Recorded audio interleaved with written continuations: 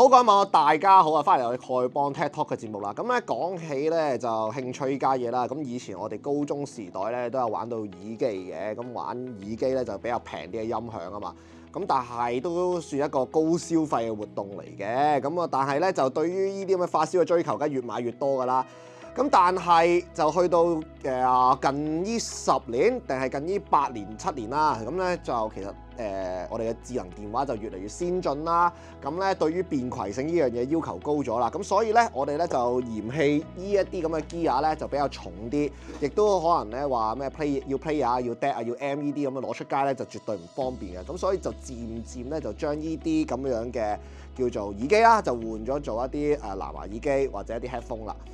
咁啊，自此之後咧，就屋企咧就有呢啲遺忘咗嘅耳機就擺咗喺度啦。咁直到近排啦，咁我哋咧就見得到有一啲叫做藍牙 plug 嘅一啲咁樣嘅嘢。咁好似我手頭上呢一個嘅 IFI 啦嘅 GoPro Air 啦，呢啲咁樣嘅藍牙嘅 adapter 啦，咁就可以解決到呢個問題嘅。就由呢個咁嘅 size 咧，就變成咁樣嘅 size 嘅。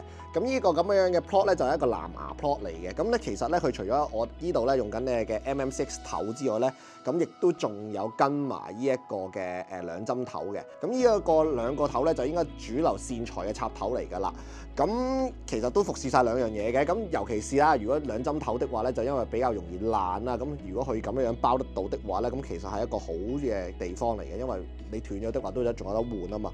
咁其實呢一嚿咧就同我哋咧用一啲叫做藍牙無線耳機係一樣嘅啫。其實咧都係咁樣嘅 pair 一樣聽歌。咁但係佢有一個 drawback 嘅就係咧音質咧就當然咧係冇嗰啲我哋傳統用 DAC 啊用 M 咧駁出嚟咁好噶啦。因為一來啦，呢嚿嘢嗰個叫做 size 上面嘅差距啊，都唔止1倍啊，可能有10倍咁上下噶啦。咁所以佢推力極度有限嘅。咁所以如果大家咧攞啲傳統地咧比較阻值比較高啲嘅耳機咧，可能咧啲叫做阻值高啲嘅動圈啊，又或者係 TR4呢啲咁嘅難推啲嘅耳機咧，咁咧就會構成到咧佢嗰個叫做個聲啊出唔到咧，就會變兩埋一嚿嘢嘅。咁所以你可能要選擇翻一啲叫做用傳統3.5推得喐嘅耳機咧，就用呢一個咁嘅藍牙 plug 咧，就應該冇問題㗎啦。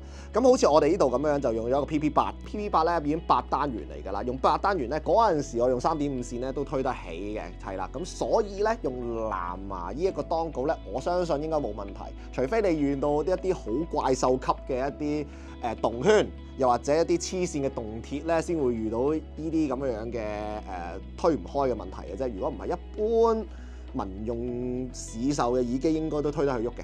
咁但係啦，講到藍牙嘅另外一個 drawback 咧，就係咧，如果你大家用 iPhone 的話咧，咁咧就因為佢唔支援咧一個叫做無損嘅格式啊，咁所以咧就可能要嘥多400-500蚊咧去買一粒當稿啦。咁呢粒當稿咧就支援翻無損藍牙格式啦。但係當然大家如果係用 Samsung 咁樣嘅 Android 機咧，本身都可以用到無損嘅藍牙格式，就唔使呢粒當稿噶啦。戴上去咧就有啲似助聽器嘅。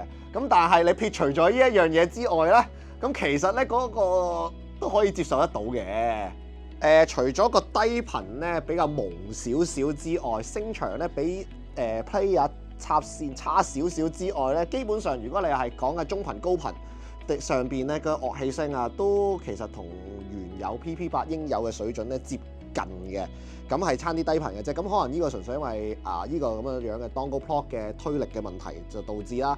咁當然啦，如果係你話極度好聲，佢又一定唔係㗎啦。咁但係咧，亦都俾到一個 alternative 大家咧去用翻你哋呢嚿耳機嘅。咁咧其實呢嚿嘢嗰個電量咧就一定會比AirPod 為好㗎啦。咁 AirPod 如果你長期咁樣用啦，當你一日可能要用2-3個鐘頭嚟計啦。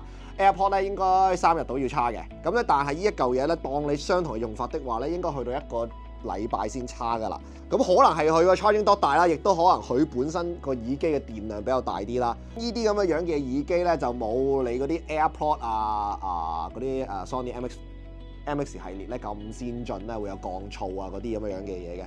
佢係冇降噪嘅，係得隔音嘅效果，就單純同你以前嘅入耳式耳機咧嘅隔音效果一樣嘅。如果你做到咧即係 in ear 又度身訂做埋耳道嗰啲咁嘅 custom 耳機咧，我諗應該冇乜問題嘅。咁但係啦，咁如果你係嗰啲傳統式就咁攞耳膠嘅啫話咧，就一定會隔唔到音咁滯㗎啦。咁呢樣嘢就要留意一下嘅。咁咧呢一個咁樣嘅 GoPod Air 咧，咁咧嘅售價大概1500到啦，連埋個 dongle 咧，如果你想聽更加高嘅藍牙音質咧，就要去到近2000蚊㗎啦。咁你話係咪貴咧？咁絕對咧，如果係用叫做藍牙耳機嘅水平的話咧，係貴嘅，因為2000蚊應該買到 AirPod 㗎啦。咁但係咧，如果你叫做對音質有啲要求，想資源再利用翻你屋企嘅耳機的話咧，呢一個係唔錯嘅選擇嚟嘅。當然嗱，如果你冇錢的話，咁呢個牌子應該叫做 TRS。音質我試過接近一樣，接近冇分別咁滯嘅。咁所以如果大家冇錢又想 reuse 翻你哋屋企嗰啲藍牙耳機的話咧，可能你付出230幾蚊咧買呢個大陸嘅牌子咧，已經可以解決到個問題啦。咁當然啦，嗰個可能做工上邊咧，我又覺得爭咁少少，冇咁優質嘅，同埋佢咧就好似係冇得甩㗎。係啦，冇得換兩針嘅，所以咧就呢樣嘢大家留意翻啦。咁但係當然啦，我覺得236蚊咧，呢個價錢太平啦，任何嘢都可以接納得到嘅。咁咧講到最後啦，咁你可能會話喂，1500蚊同埋236蚊會唔會有分別㗎？嗱，我可以都不負責任咁樣講一講咧，其實應該就分別唔大嘅，因為點解咧？因為咧偉大嘅高通咧就係有出呢啲咁嘅公版嘅，基本上如果你有錢的話，你買到高通嘅 chips 咧。應該個效果係一樣嘅，除非你間廠唔係買高通 chips 啦。但係如果你用得高通 chips 的話咧，接近所有嘅嘢咧，應該係同啲大廠係冇分別嘅。啲咁樣嘅就一如我頭先咁講啦，同 DAC 嘅 size 咧，同埋個價錢即係差10倍咁上下。基本上咧，你冇得對比嘅。咁如果喺藍牙上邊本身已經係叫做有損嘅，就算你幾更好嘅無損，佢都唔及有線嚟得咁好嘅。咁喺呢一個情況底下，就算你用再好嘅 DAC 咧，應該都唔會構成好大嘅分別嘅。咁所以都係嗰句就睇住荷包做人啦，就豐儉由人啦。咁我哋節目就去到呢度啦。咁如果大家咧中意條片的話咧，就記住 like、share 呢條片啦。咁記住同埋 subscribe 我哋 channel 啦。另外我哋咧有不定時更新翻我哋嘅 Facebook 同埋 IG page 嘅。咁如果想同我哋吹下水的話咧，就可以入我哋嘅 TG channel。咁好啦，唔講啦，拜拜。